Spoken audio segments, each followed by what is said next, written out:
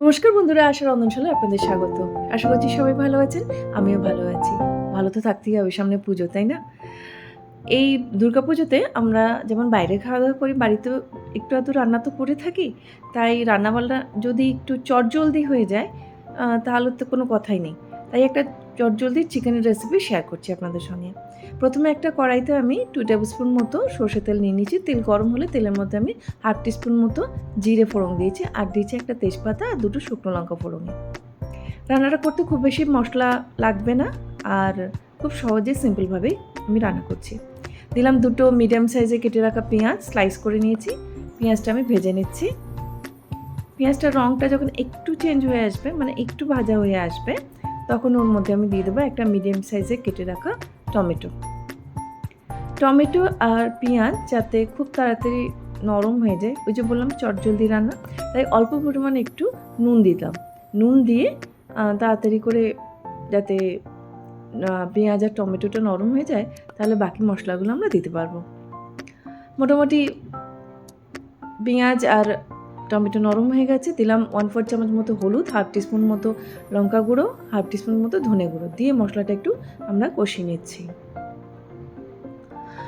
আর ওর মধ্যে দিচ্ছি আমি আদা, রসুন, কাঁচা লঙ্কা বাটা। এখানে নিয়েছি 1/2 ইঞ্চি পরিমাণ আদা, 6 থেকে 7 কোয়া রসুন আর 2টো কাঁচা লঙ্কা দিয়ে ভালোভাবে মিক্সার গ্রাইন্ডারে একটা পেস্ট বানিয়ে নিয়েছি। দিয়ে মশলাটা ভালোভাবে কষিয়ে নিচ্ছি। মশলা যতটা ভালোভাবে কষানো হবে, রান্নার স্বাদ আর রঙটা ততটাই ভালো হবে। রঙের জন্য আমি দিয়ে দিলাম 1 টিস্পুন মতো কাশ্মীরি রেড চিলি পাউডার। দিয়ে খুব ভালোভাবে সব কিছু মিশিয়ে আর একটু ভালোভাবে আমি কষিয়ে নিচ্ছি। রান্নাটা করতে খুব বেশি সময় লাগে না, মাত্র 10 মিনিটের মধ্যে কিন্তু রেডি হয়ে যায়। আর যাতে মশলা পুড়ে না যায়, গুঁড়ো মশলা দেওয়ার পর যাতে পুড়ে না যায়, তার জন্য আমি দিয়ে দিলাম খুব অল্প পরিমাণে একটু জল, যাতে মশলাটা কষানোও হয় আর মশলাটা পুড়ে না যায়। 3 থেকে 4 মিনিট অপেক্ষা করার পর আবার একটু নাড়াচাড়া করে দিচ্ছি। দেখে নিচ্ছি মশলাটা ঠিকমতো নরম বা কষানো হয়েছে কিনা। আর দিয়ে দিলাম 1 টিস্পুন নয়, 1 টিস্পুনের অর্ধেক, 1/2 টিস্পুন মতো গরম মশলা। এবার মশলা প্রায় তো কষা হয়ে গেছে। এবার আমি দিয়ে দিলাম 500 গ্রাম পরিমাণ চিকেনের পিস। চিকেন দিয়ে অল্প না 1 টিস্পুন মতো নুন দিয়ে দিলাম। আর কিছু মশলা দেবো না এতে। এবার মাংসটা আমি কষিয়ে নিচ্ছি ভালোভাবে।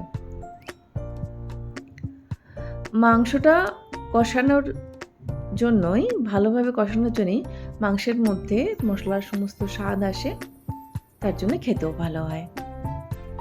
একটু সময় আর একটু ধৈর্য নিয়ে একটু রান্না তো করতে হবে। সময় বলতে 10 মিনিটই ইনাফ এই রান্নাটার জন্য। এবার আমি ঢাকা দিয়ে লো ফ্লেমে রেখে দিলাম প্রায় 5 থেকে 6 মিনিট। 5 থেকে 6 মিনিট পর ঢাকা খুলে দেখুন পেঁয়াজ থেকে জল ছাড়তেও শুরু করে দিয়েছে, আর মাংসটা মোটামুটি প্রায় 70 থেকে 80% মতো কুকও হয়ে গেছে। নুন দেওয়া ছিল, মশলা সমস্ত দেওয়া আছে, রান্না করতে বেশি সময় লাগে না। মুরগির মাংস খুব তাড়াতাড়ি রান্না হয়ে যায়, তাই না? চিকেনটা এবার আমি ভাত দিয়ে যদি খাই, তার জন্য তো একটু গ্রেভির দরকার, তাই এখানে আমি 1 কাপ পরিমাণ জল দিলাম। আপনারা চাইলে একটু কম দিতে পারেন। জল দিয়ে আমি আবার ঢাকা দিয়ে দেব।